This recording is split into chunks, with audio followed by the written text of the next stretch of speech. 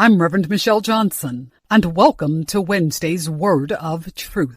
The title of this episode is A Glimpse of the Glory of the Lord. It's based on 2 Corinthians chapter 3, verse 18, that reads, All of us are looking with unveiled faces at the glory of the Lord as if we were looking in a mirror. We are being transformed into that same image from one degree of glory to the next degree of glory. This comes from the Lord, who is the Spirit. Every now and then, each of us will find ourselves in an experience where we can truly say, the glory of the Lord is in this place. That place might be in the pulpit during a preaching moment. It might be in the pew during a worship service. It might even be in our own personal prayer spaces at home.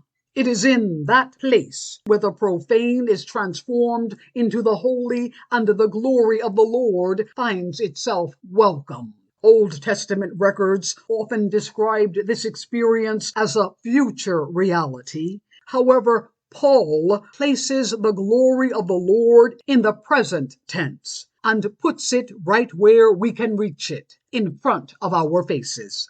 In the ancient Jewish tradition, once a year on Yom Kippur, the Day of Atonement, the high priest entered into the center of the temple, called the Holy of Holies, to burn incense and sprinkle sacrificial blood. This was to atone for his sins and those of the Israelite people. The Holy of Holies was where the glory of the Lord dwelt.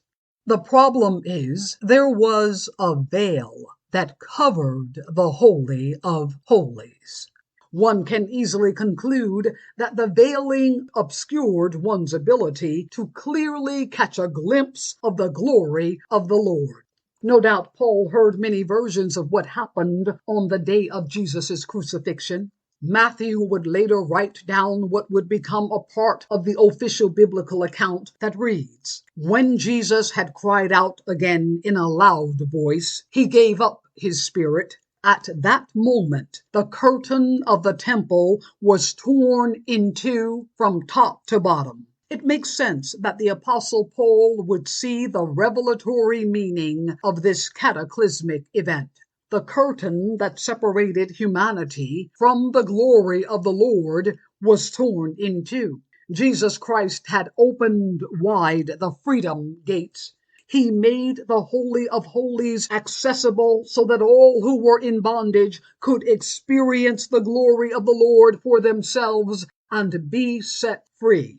Because of the death and resurrection of Jesus Christ, we who believe can now catch a glimpse of the Lord's glory. Paul makes it even more intimate and lets us know that we can even catch a glimpse of God's glory in our own lives. The Apostle Paul uses the imagery of our reflection in a mirror to illustrate just how close the glory of the Lord is being developed in us. Paul suggests that the imagery may be blurry at first, but by the power of Holy Spirit in time and on time, we will see its full reflection as our lives are transformed into the full glory of the Lord. Our Lenten journey toward the empty tomb is a journey of transformation.